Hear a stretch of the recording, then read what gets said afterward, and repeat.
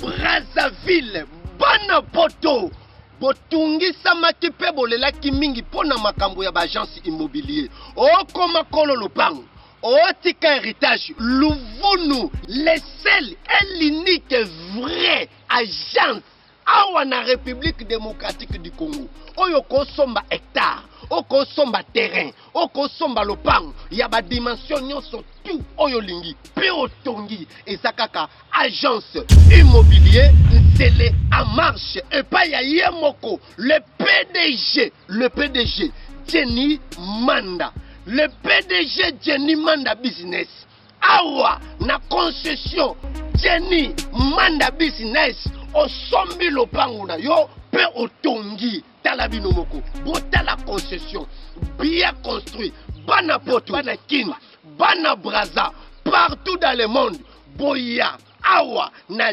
Jenny Manda Business koloba concession benga patron PDG Jenny Manda Business na numéro 1.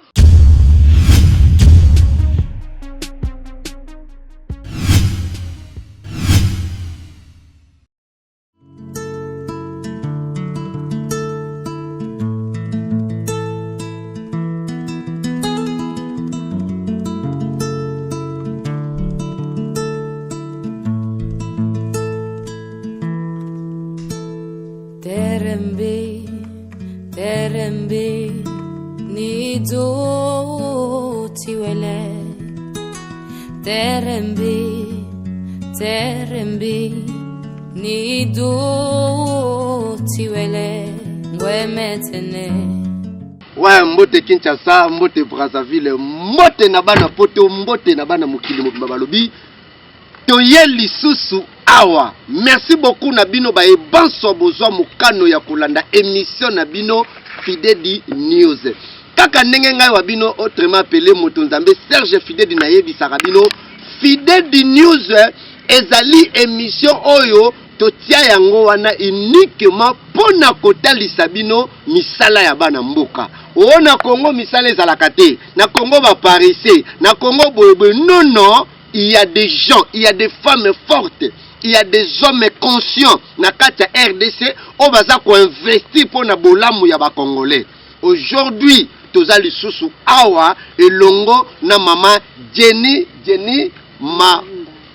Manda. Merci beaucoup. Aujourd'hui, toza lisusu awa chez le boss PDG Jenny Manda. Je crois que l'autre fois total sakibino concession mosusu. Mais aujourd'hui, toye lisusu na concession mosusu. Lokola yemoko mama Jenny Manda business alobaki ba concession ezebele bana poto vraiment bozala wana bana Kinshasa bozala wana parce que toko beta lisusu masolo elongo na mama Jenny Manda business. Bonjour maman. Oui, bonjour papa. Merci beaucoup bana poto déjà ba reconnaître yo. Babi mama Jenny Manda ngoyo wana e moto so komisa bato ba bayer Yohana, vraiment moi liloba. Kaka ndeka na expliquer bino que non naza na ba différents sites nanga. Sikoyo na minute toza na kata Njul Brasserie. Toza na kata Njul Brasserie bomoni bino moko ndenge mutuka nde côté comité na kata mabele. Donc eza kutata likamba olobela te. Donc mabele nanga nde na bise bino ke ba différents sites ezali bino mo bozomona déjà mabele ngo eza mboka. Tala batine bakoti tala bato donc mabele nangeza place moko ya plat osombi otongi mamonda kuna yo ovandi calmement. Merci beaucoup Jenny Manda Business balobi agence immobilier assure agence immobilier oyo soko pesi Jenny Manda Business confiance okoza la décité kaka ndenge na yebisaki bino kaka ndenge na bandaki talobaki boye. L'autre fois, tozalaki na concession ya wana. mais cette fois-ci tu est-ce qu'on a concession ya Ndili Brasserie maman olobi a la concession nini ya na Ndili Brasserie Ndili Brasserie toza na quartier nini toza na quartier 3 quartier 3 quartier ni kombo nini toza na quartier 3 toza na quartier 3 toza na commune ya Nsele commune Nsele quartier 3 Kikimi oui. N'est-ce pas merci beaucoup tozali awa na commune ya Nsele toza kaka na commune Nsele mais sikoyo na quartier Kikimi 3 n'est-ce pas maman Jenny oui na quartier Kikimi 3 na quartier Kikimi 3 awa nde toye sikoyo bo découvrir nini oeza awa na kati ya quartier 3 na concession Jenny Manda Business. Merci beaucoup maman Jenny Manda Business.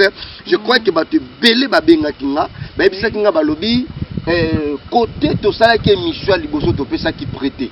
Oui. Siko na émission oyo na lingi vraiment o mekana ko pesa penda bana mboka baeba. Soki balingi bazwa lopango awa na Nsele na quartier Kikimi 3 na concession Jenny Manda Business. Bakozwa lopango ana combien? Donc ande nazabwe na facilité ba diaspora na facilité bana poto na facilité ba kinoise nyonso tout na ba kinois donc awa na chon pena na temps ya promotion tellement nazana nous natanda nous ya promotion donc yango mo na bengi bino ba diaspora bana poto ba kinoise na bengi bino belé pour participer nazana nous na temps ya promotion na temps ya promotion mutu nyoso ki makamba soka tuki tuko koyo bukani ah mama na ngai siko prix na ngina loba na pesa bino prix ils en a $2000 à Pamba 2000 do $2000 ya Pamba mama na ngai mama sika boyo ko na ba somba 5 parcelles là ya mo wana poto abisinga binana $10,000 na nga mena omona te na osana ngo nini azana 5 parcelles $10,000 oui mama pardon lobana noko eza na temps ya promotion ba mabele na nga awa nazoteka ngo $2000 donc eza na temps ya promotion papa na nga oh mutu mo baza na 10 000 ne mo bevanda mona katandinga osela ngote mama pango na Kinshasa et comment cher toza $50,000 te orozolo pango te mais chez Mama Jenny Manda Business a soldé le pango na ye na $2000 bana Kinshasa bana Brazzaville bana Afrique ya mobimba bana poto surtout diaspora c'est le temps ya ko profiter maman papa yaya nanga Manda Business a soldé na ye alobi ya lingi na eteke o ba 10,000 o ba 7,500 o ba 8,000 non $2000 ya Pamba na bien mama ye moko Jenny Manda Business alobi $2000 ya Pamba oye awa ewe za habité tala ndenge bandako ezali eza teke ona lubwa kute awa na concession Jenny Manda Business eza teke o na lubwa ku moko boye eza teke o okena bisika moko boko to fineno bukani na moto biso moko bomoni prévenez que to ye na jeep na biso jeep ya mama Jenny Manda Business to commis sans problème et tu vois là moni ntelangwana ezokende partout je vous encourage et je vous appelle debi ke boyoke la ngai humble serviteur na bino Serge Fidé di autrement appelé Motonzambe na sale la kabino ka musala en sorte que bino pe bozala desité koto na sala bozala desité yango lelo mama Jenny Manda Business babi Jenny Manda Business comme bayer petit cas héritage. Merci beaucoup maman Jenny Manda Business toye awa la concession oyo mais ka ko expliquer bana poto ba comprendre concession oyo ça na combien de parcelles. Mais que na mona tena olo bati na zaski na ba parcelle mais ba hectare. Ba hectare. Oh, ya parcelle mais za ba hectare donc place nyonso lingo nga naza besoin 2 hectares. Opesa o. Nga naza besoin 3 hectares nga na opesa o. Donc ni par ailleurs sous mai lisusu za pembeni. Donc mai ezali donc suko sumi mabele na yo mobimbamba moko tina kata. Donc maman Jenny Manda zate ko naza na 100 parcelles, naza na 1000 parcelles. Maman Jenny naza na ba hectare. Ba hectare. Hey! Babi Jenny Manda Business, Jenny Manda Business makambo ezali babi ba omela pema awa et pas Jenny Manda business na Congo mobimba toaka na agence immobilier moko toaka un peu na mutu moko la grande dame femme de valeur maman sociale maman Jenny Manda business maman zo komisa bato ba responsable maman zo sala en sorte que biso nyonso tolongwa ko dembela na koma buku ya famille tokoma na buku ya famille na biso moko. Merci beaucoup maman Jenny Manda business vous na ba hectares vous avez combien de hectares tokoko ta combien de hectares bana poto ba parce que au plus bango ba diki ba ko so ba hectares na bango vous avez combien de hectares donc naza na plus 70 hectares donc plus 70 hectares donc plus 70 hectares oui plus 70 hectares yo moto za na posa ko somba ba hectares Jenny Manda business yeyo oyo pe moto tekaka koma kolo lopango oyo moto poko saka bato tika héritage moto ko comprendre yeyo apeso mwa 10 hectares yo posa la business.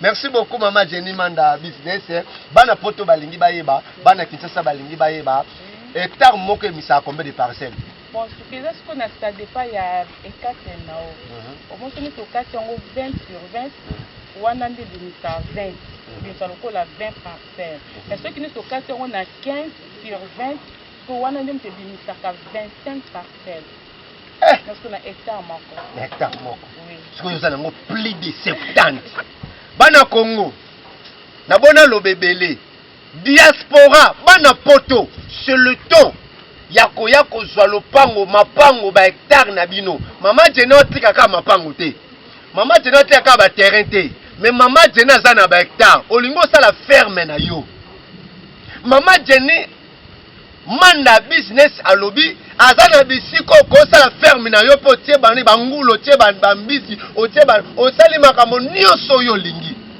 mama Jenny Manda business alobi boy na Jenny Manda business aza na ba espace nyonso tu ba ma ezali ya kozala maziba ezali moto za na bosenga ya kosala bilanga oza na posa kosala agriculture na yo oza posa kosala ona sala ferme nanga mais mama Jenny Manda business yeyo ana possibilité ya kopesa yo makoki ya koza 10 hectares au cause de 20 hectares au cause de 50 parce que ça a plus de 70 hectares donc ça veut dire plus c'est que 75 80 90 parce que abonné koloba nyoso aboyi oh merci beaucoup maman Jenny Manda business sikoyo soki motaza pour ça peut avoir 10 hectares kozwa pas de problème pas de problème alors ça tena mi bimba donc na ba hectare nini nyoso to koloba to te to ngoli nanu boye pona boete alors ça fait na chiffre 10 na nyoso ata 20 hectares yakuta olobela ti donc ceux qui usent na grossiste ils usent que na 4 mois 10 sur 20 ils nous a grossiste et ça biso vérité batu ba Holanda yo bon nga na za hectare nanga na somba ki on po na kosunga peuple po na kosunga susu ba diaspora kosunga na bana poto donc na somba ki on te na komisa ngo te loko moko boete na somba ki po na lelo na benga batu baya bakoma bakolo lopango yana mutu musa ko somba lopango na aja c'est facile c'est pas ya mama Jenny business ko somba lopango na aja 15 ans kama makasi na yo na sagesse na yo souvent un président qui ba hectare nanga ezali disponible onga naza nanga na mutu te mais mama Jenny nazo tindela yo mbongo kangela nga 5 hectares 10 hectares ou bien soit ata 40 en tout cas na ko prévenir ngo pe na ko bomba ngo na ko batela ngo malamu tikino mokolo ko kuta ba hectare na yo donc na Jenny Manda business okoki pe kosombela moto lopango ata soki aza na famille te oui pour ça ndenge mama business no bato bana poto ba Holanda yo ana pete ba muso pe ana famille mais apesa bango ba confiance balia o ça ndenge ni au procéder ndenge ni nyonso baza musika ko baza na ba famille to ba pesa ba confiance na ba famille na bango famille et puis ça bango toujours ka malheur mais ngai kosa bango misu babela ba tension ba misu bazwa ba problème moka ya kobo kaka likola mbongo na luki na pasi atpesio okeno kena ta ko lukela ta place mo be ya malamu ata soki mukolo bima na retraite na ye po ya kovanda aleyo komisiongo komi lokola ya yo na ya famille na o mais mama Jenny business aye pour na ko réparer bamaladi wana nyonso kopesa solution et surtout dayende na mai ya pio plus glace. Ah bon? Otindi mbongo na yo na sombeli yo opesi nga confiance otindeli nga kaka identité na yo correct. Otindeli nga identité na yo na kei na lopango na yo na babisiko biso toyokanaki na salisi makambo nyonso to na kamati mikanda na yo ke soki nyonso koloba te tindelanga na tindi to te bombelanga na bombi. Donc eza na deux personnes naza kaka mikanda na bango donc ça fait maintenant une année naza kaka mikanda na bango. Ote mama na tindaka baliaka nga mbongo siko konfiance asuka na sengi bino bana poto ba diaspora nyonso tu ba oyo nyonso baza na Kinshasa bopesa ba confiance ba AVC zwa bino ngai nde mama Jenny business na ye na kisa AVC. Donc kiswana otindi mbongo na yo na kei na retiré na sombeli yo lopan na saliseli yo mikando kotina mbongo na mikanda nyonso tu na identité makambu tu. Que ce qui peut nous rappeler na pire petit na nga moko boye na Kinshasa nga na tela rappeler motema na nga otindi nga na ye accompagner nga tina sala ba mikanda wana nyonso tu. Donc ni par ailleurs donc makambana nyonso ezaka ke pa ya mama social Jenny Manda business. Merci beaucoup. Comme elle nous a dit la patronne DG PDG Jenny Manda business à lobby yo motono surtout aux aba déception ba concession à lokuta o koma kolo lopango o tika héritage o zongisa na boye Jenny Manda business à lobby boye soki omoni ko za ba déception omoni ko pesa mbongo ba soki ba pesa mbongo na famille jeune maman na France bana poto eza histoire vraie tango to sala ba émission awa to sala ngote pour na sentiment. Tout ça l'angote parce que tu es influencé ou non, mais tout ça l'angote pour que tu faire comprendre bino. J'ai une maman en France, elle m'a appelé, c'est pas important de citer son nom. Ayebi singa le papa. Oh, et ça quatrième bateau ya mapango n'a tombé parce qu'il n'a rataka ba émission bata mapango te. Mais j'ai donné 3 fois mapango. Mais na pesa ngo na mona oncle nanga. Akindaka kuna kasu na pesi mbongo. Oh, mapango na ba escroquer bango, ali mbongo. C'est ba fausse document avant atindeli kuna na quelques jours te tante omoni bakolo lo pango wana ezalaki ya bango te et tante elle m'a appelé abisinga papa. Cette fois-ci na lingi na mekayo. Atindelanga journaliste mbongo. Atindelanga journaliste mbongo na sope na mbongo na bemango epa aki. Maman, na salela mama wana mikanda. To sali direct. Non la kise lopango na yo, non la kise lopango lelo to baboye, mama wana azotonga. Pour dire quoi bana poto? Pour dire que tango maman, Jenny Manda business azoba ke to pese confiance, Délégué ndeko na yo moni koza na confiance na ye. Bakutani na mama Jenny Manda business, batamboli basali ba document nyonso tout ensemble. O confirmer pena ke na ye mutango na moto yo tindi bazana même nini immoral. Merci beaucoup, je crois que tozali wana pona kosunga bino. Merci beaucoup maman Jenny Manda business. Maman Jenny Manda business toko kotika question oti. Toko tuna kabino ka ba question opoto yeba. Awa tokomi na possession oyo na chelé na njili brasserie Kikimi 3 oyo. Concession oyo nyonso to plus de 70 hectares. Eza ya nani? Puis maman Jenny Manda business okomi na ndenge nini ebele ya etandi boye. Yebisa no bato ba olanda. Bon. Quand on fait ça encore conseil pas ya ba maman. Surtout ba maman nde ba papa ba tiara biso nde lito yini pona koyoka. Na Bible kutolobi ke femme sage bâtit sa maison. Na mukie nanga na ndeki koluka nazobomba nazosala ba économie nanga lelo oyo ngai pe na komi to kofunga pe. Donc eza facile pour na kokoma kolo lopan soit si kolo becteur soit si bailleur.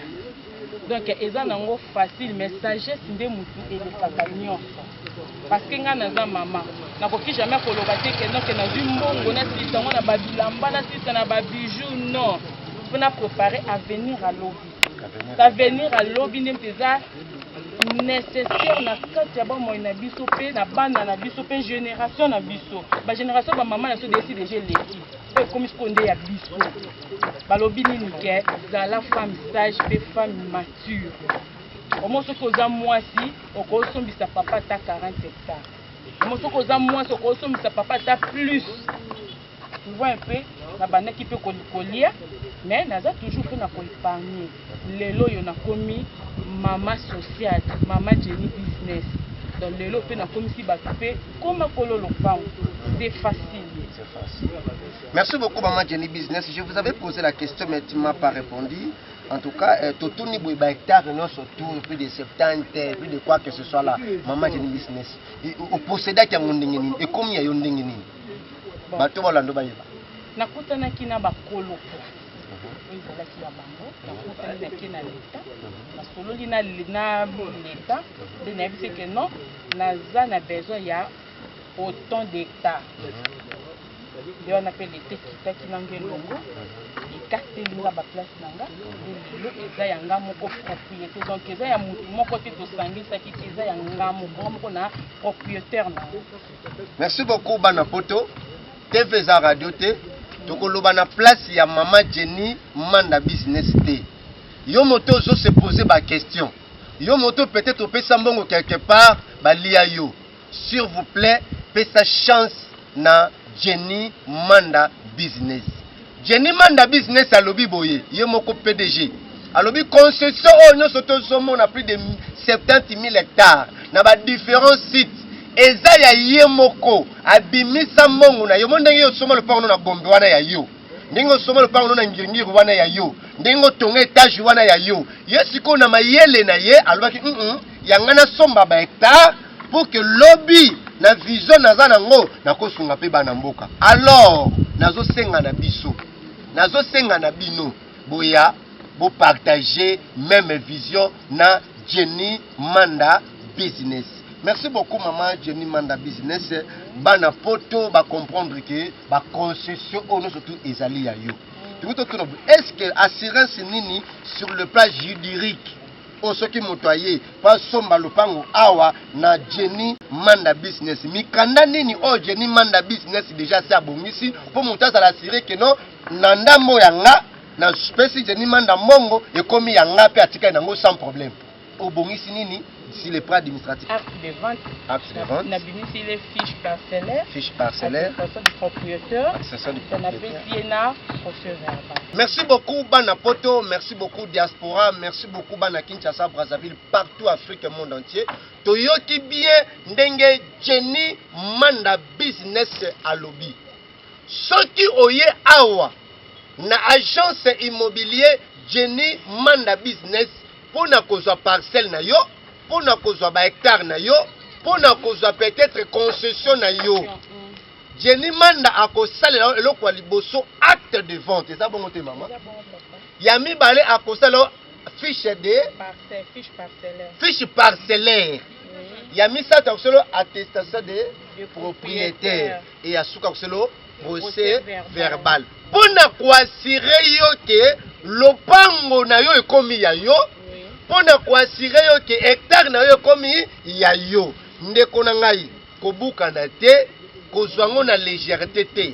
Tango tombe na émission oyo omoni ye moko la patron na PDG Jenny Manda business profiter ere yango yo okoma bailleur epai ya Jenny Manda business. Merci beaucoup maman Jenny Manda business. Tout tourner loko moko. Oui papa naza na pona bino. Bato ebele bazonyo kwa maneloko oyo. Nabite soki pese pa na yo.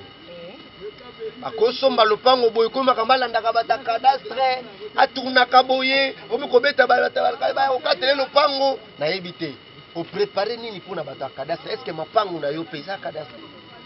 Bon pour l'instant ba mapango nanga eza no cadastre. Déjà ba fiche de jour nga na peso déjà assurance na yo. Parce que ne tolobini note naza na besoin na kende na cadastre pour na lopango nanga okokende na cadastre ona okokende na l'état osalisi mikanda na cadastre. Mais ngai yo siko tombe pa na ngai nazo peso ba fiche na otiko tangelo wana. Parce que eza na ba hectare. Nazo katango nazo tika na ne pas ba Donc mabele nanga ezana ni catastrophe mais ezana assurance na ba bloco nous na tangeli wana. To na bimiso déjà procès verbal wana. Ça déjà ya déjà. Donc na peso déjà ba mitanda ba acte de vente donc ce que sont vu le pan on a déjà 4 on a coupé soit na lokola ba benga ngo lokola 4 points wana lokola 4 mikando na coupé soit na depuis pesa yo assurance okende pa ya l'état soit okende kobimisa ke numéro nini ke mabele na yo ezala cadastre ke peut-être ba ko loba to ba ko buka kate ba ko saka ni te awa ba ko buka te eloko moko koza to l'état réclamé non na somba naza na assurance pe naza assuré ba document na nga nyonso tout complet ezali tant déjà na tangelo déjà ba document na nyonso nga na kopesu wana ekolakisa ke non lopango adatoka de jour wana ezokomande ya yo donc ngai to mutu mususu aza susu na droit lisusu akoya susu koréclame yango te. Merci beaucoup. Comme elle nous a dit, Jenny Manda Business PDG à lobby, mon côté akoya ko réclamer en dehors il y a contrat beaucoup ça la binomi balé en dehors il y a mikanda o ya ko pesa yo à part makambo boko solo la naye mbongo yo ko pesa ye yango na pesili okobakisa lisuté okolonga lisuté moto moko pe akoya te peut-être o a réclamer azadi. Merci beaucoup bana poto na yebi ke boza déjà copé sa maman na biso topé compagnie entreprise na bino agence na bino ya sir Jenny Manda Business confiance déjà bobenga Jenny Manda Business na numéro na yo wana benga Jenny Manda Business bana poto benga Jenny Manda Business lata Jenny Manda Business na makanista yo fandisa Jenny Manda Business parce que Jenny Manda Business nde moto ekopesa solution ya makambo nyonso surtout ya konsoka ndenga lobaka bi aye kopangusa bambizoli aye na maya pio mena glace na kati.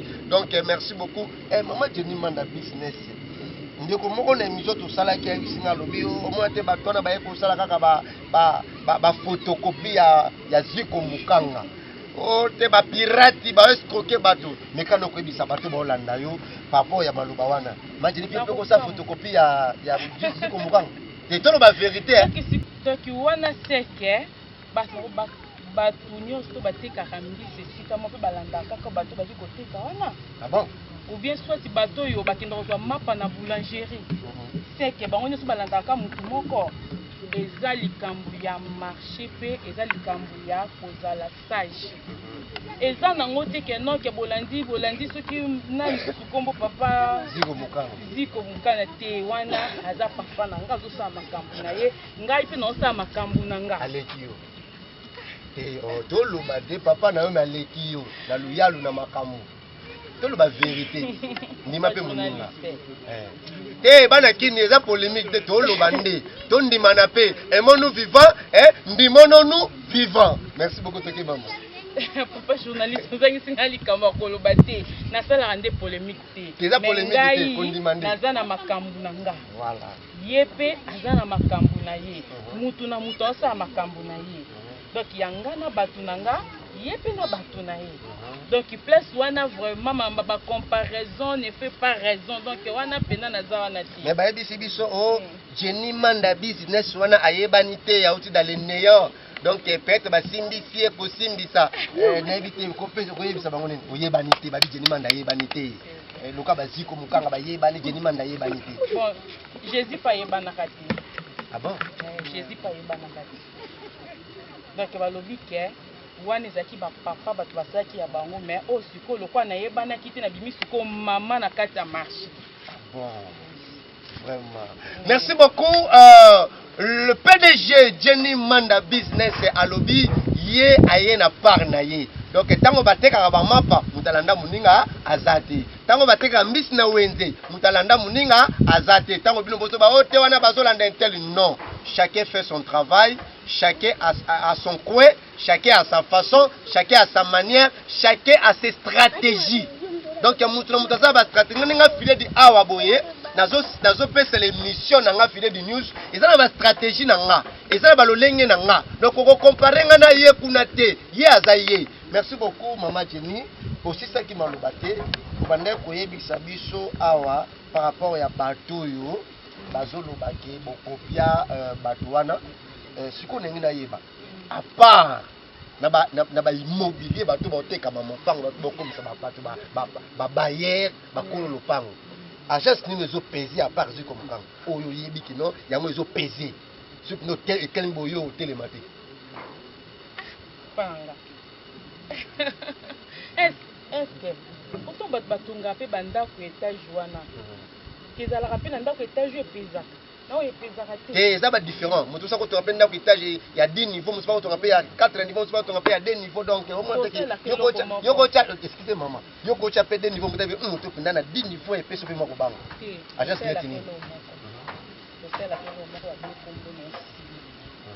donc nsima wana nde motu azozala wana mpona biso tozoma ya kotonga donc motu oyo alekaka moninga to swati azalaka likolo bien likolo ezalaka nzambe to biso nyonso na se na moyo tozoluka donc ngai naboyi te na kitisi mpe te eza nango mpe na bagence oyo baza likolo na nga me nalobi te ke baza likolo na nga par doyen na bino wana tolongoli nanu ziko mokanga eza na deux agences moko baotya mwa makele likolo a na Congo ezali Airbus Pro Service oyebi yango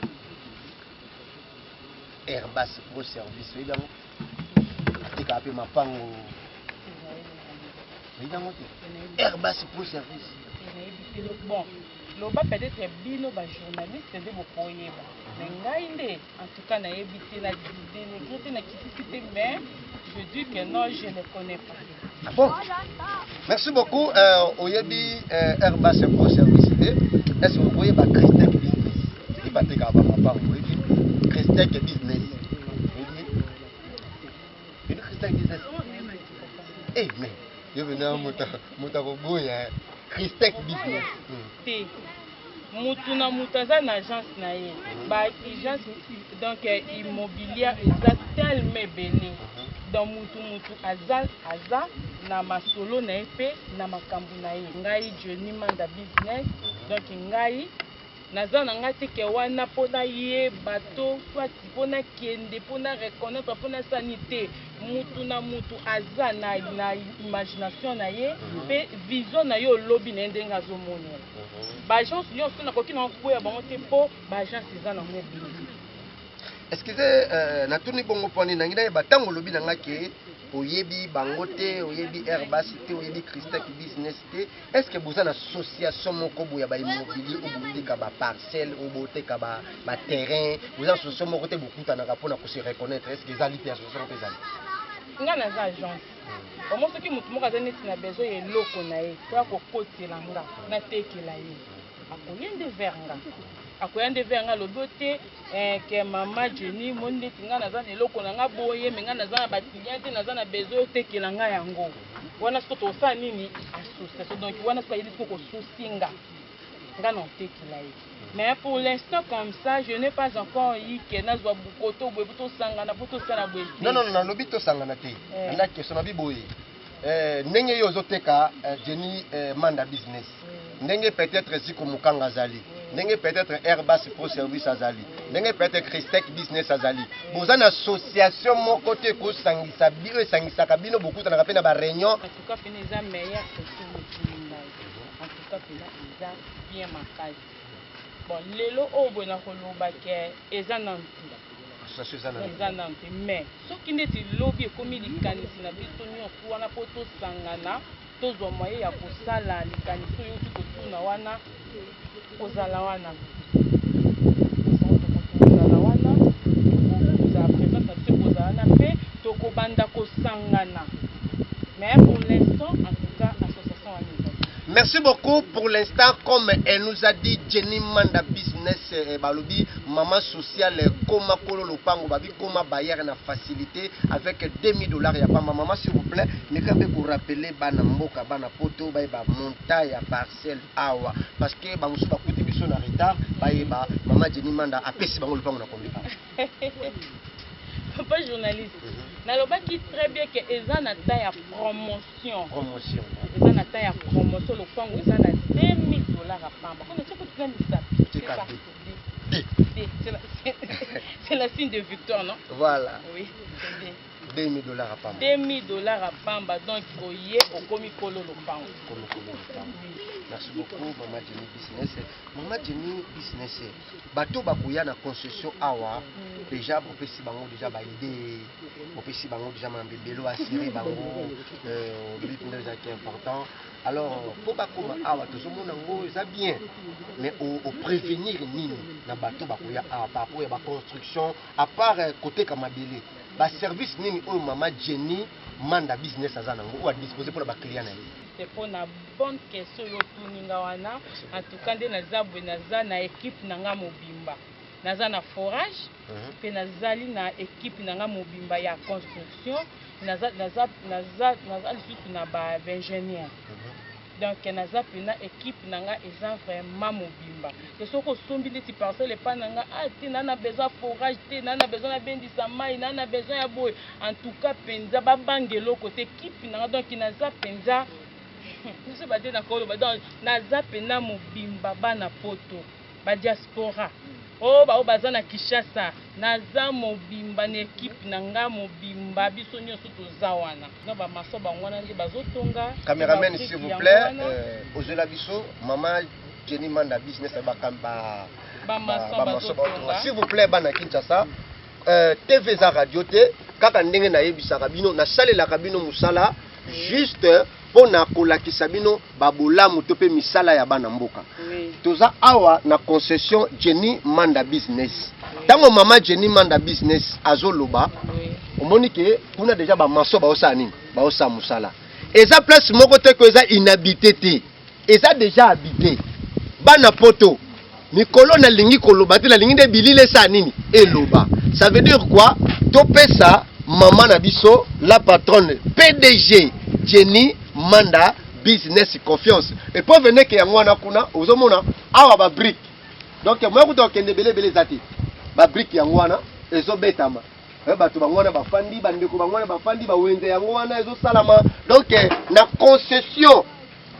concession ya Jenny Manda Business eza déjà na nyonso tout comme elle nous a dit Maman Jenny Manda Business alobi azana ba ingénieur qualifié azana ba forage opona kobenda mai opona kobeta ba brique soki cameraman na biso asunga biso atlakisa biso mona ndenge nini ici bandako sezaki okyo bandaka ba tolite tout eza brique tout ezali na ba matériaux durables.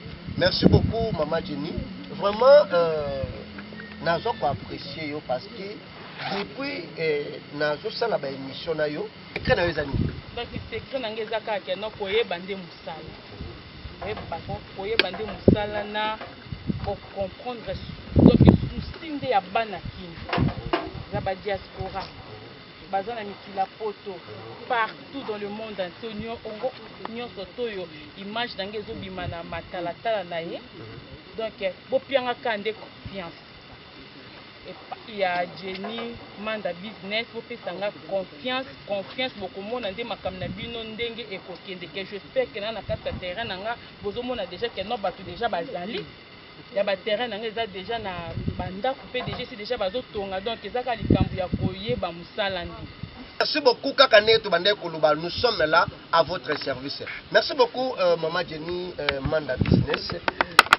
Oyebi ça m'étonne de voir qu'une jeune dame comme toi, vous avez un souci à Mboka Ndengo Lobi, au disposer pour l'intérêt à Banamboka. Conseil nini Maman Jenny Manda Business à côté sa jeune fille à Congo, ba jeune maman ya Congo, au bazana Kinshasa, bazana ba province, et bazana libanda ya Mboka. Conseil me copé ça bana basi surtout no bana basi, la bakisa na ba papa. En tout cas merci papa journaliste, en tout cas na conseil fait singa les amis. Bakoko na so baloba na so lisese moko ke eza na mutu moko te amati likola nzete azomona musika koleka paka oyo avandi na se lelo oyo koloba na ngai ke non naza nanu jeune dame comme ça nazoluka te nalukaki mpona luka nayeba ndenge nini avenir ezotambola donc mutu nyonso azalaka na avenir na ye ya lobi ambition na ye bamakambu na ye oyo nyonso tu aza jeune dame comme moi Maman Jenny Business en tout cas na kobenga ope na koyebisa eloko moko boye avenir na biso ezalaka kande na maboko na biso. Ce qu'on a besoin venir ne koye. Vous avez besoin venir ne telemi. En tout cas, na koloba na jeune dame nyonso to azali ba bengi ye lobi kuna fille mère ou maman na place ke osalela ngo ba makambo zanga tina et pas ya maman social Jenny Manda business a bengi yo avec $2000 seulement. Okozwa mabele na yo okomi pe kololo pang lelo oyo tozolula bibwa tozolula kikole tozolula kuna nyonso ya baterre jaune kuna balemba bandali bagombe ezalaka kaka boye ke ngai pe na koloba na ba mama nyonso tu mwasi femme tsunami tu ta comprendre ke mwana fufi abetaki lisole pa mobali te bozalaka swati na kesi moko bozalaka swati na carte moko bobwakisaka yo na papa nalobi na oto kosombela ngo belo nalobi na oto so ensemble to soit elambo bien super moko te soki neti papa yo kike nazwaki mbongo na nasombelaki yango mabele quelque part akisi pe ye moko pa moni ozoyeba combien de valeur okozwa wana eza na basi misusu bazoyeba ba objectif ya mibali na bango te. Tu vois un peu donc yango zo moneke ebele ya basi lelo boye bakomi na bango kaka na baloenge moko ezanga tina mais etake nga lokola mama na ye na kopesa bino conseil que non basi ekomi temps to telema ke lokola premier ministre na biso aza dame pe biso ba mama to lala te poto telema eza na bato bamonaki liseko ya Yesu eza kaka toujours ka ba mama pe bato pe ba découvaka pe biloko omo soki yo mama oza na image te pe soki yo mama oza ta na ba boule te tozo boma famille na yo mwasi telema mwasi lamuka levons-nous boya bosunga pe ba papa akokozwa mbongo azotala boye fona somba boye fona kene boye mais yo mama soki ne solobi ni kete papa nalandaki na TV na monaki mama Jenny moko boye azolakisa ba mabele kuna boye te naza na posa na koma nanu pona tala pe na yokaki prix moko peza nanu pe ya bien donc $2000 à pamba donc mama okozwa lopango na yo lamusa papa ngo papa na ndako azolala mema ye pe yaka na ye benganga ba numéro oyo 081 514 98 82 089 61 33 265 ba mama.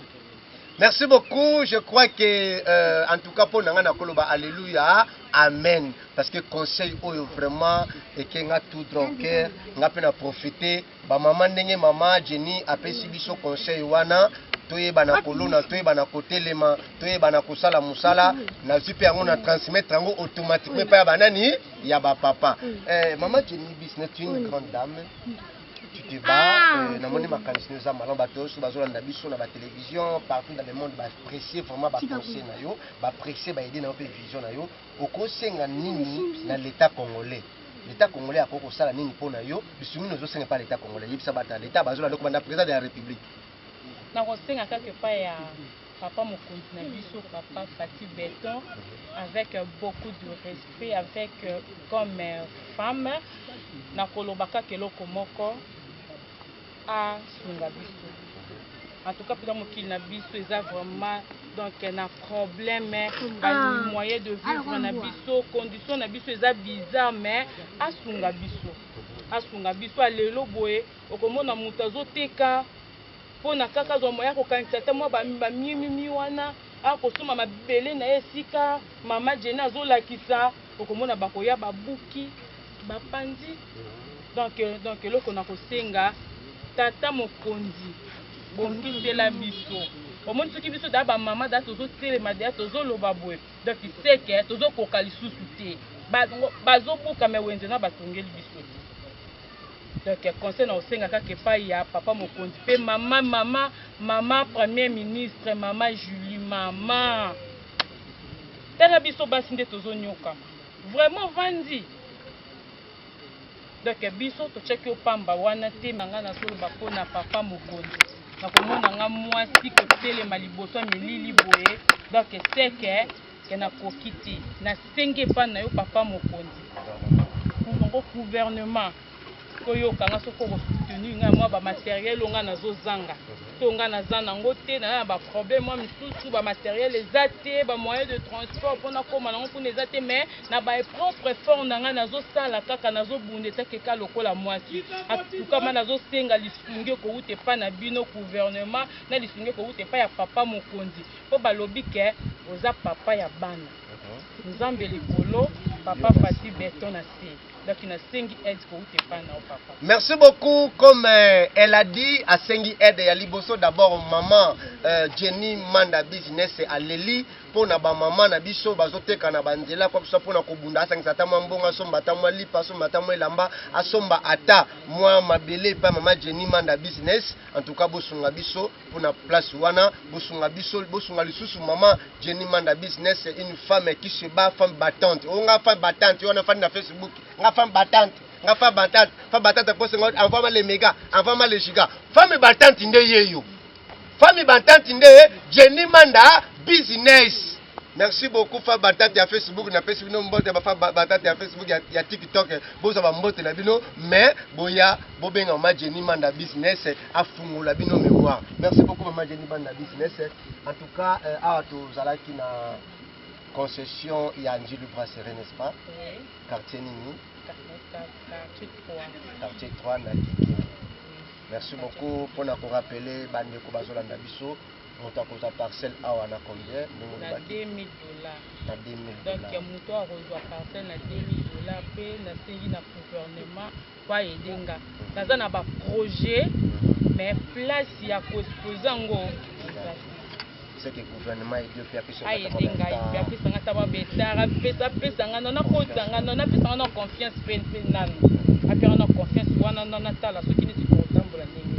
merci beaucoup, comme elle nous a dit, merci pour les fois.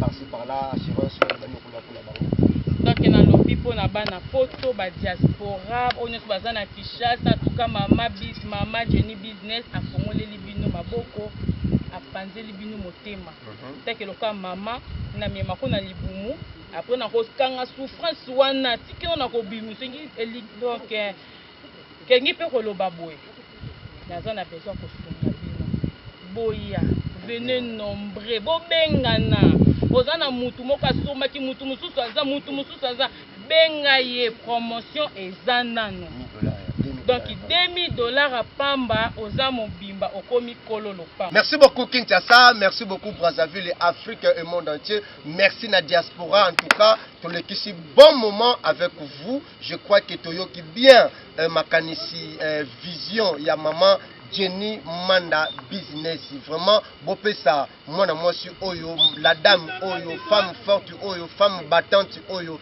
Jenny Manda Business, confiance, chance, wana surtout gouvernement, mutu ya ko soutenir yeyo, bochaye maboko. Merci na ebike bozala ki wana nombreux liboso ya ba télévision na bino kaka d'abord bo momesano. Ndenge to mesana na bino, to lobaka mettre fope na zo suki saboyi. Fidèle de news eza émission oyo to sali yango to pe to sala yango na idée que to lakisaka bino misala ya bana mboka. Merci beaucoup na musa to sala. Merci pe na appréciation na bino, merci na ba encouragement na bino. Mama Jenny ata mombo tezate ya na pesi mbote no premier pa ya papa ngombe kolo pa ya papa Fati Beton na pesi mbote pa ya première dame et pa ya mama Denise na pesi mbote pa ya mama Judith première ministre na biso na pesi mbote pa ya gouvernement nyonso et en plus na suki bon na pesi mbote pa ba diaspora na pesi mbote pa bana poto na pesi mbote pa ya bana Kinshasa donc partout nyonso ba komona ngaba banike na pesi bango mbote na pesi mbote na famille na nga mobimba. Merci beaucoup Kinshasa, merci beaucoup Brazzaville, merci diaspora, merci banapoto États-Unis d'Amérique, Allemagne, Londres, partout, Belgique, Brésil, merci beaucoup. En tout cas nayebi ke tozalaki wana pe tozawana toujours liboso ya ba télévision na biso pe tozawana toujours liboso ya chaîne na bino na kati ya téléphone fidèle di Move TV. Abonnez-vous massivement, partagez cette émission. Merci Tobé encore. Tokozonge la bino lisusu pona kotalisa bino babolamu tope misala ya bana mboka na miso oyo ezakoya émission na biso ezakoya nde tokobeta sisi masolo tolobi pona lelo ciao.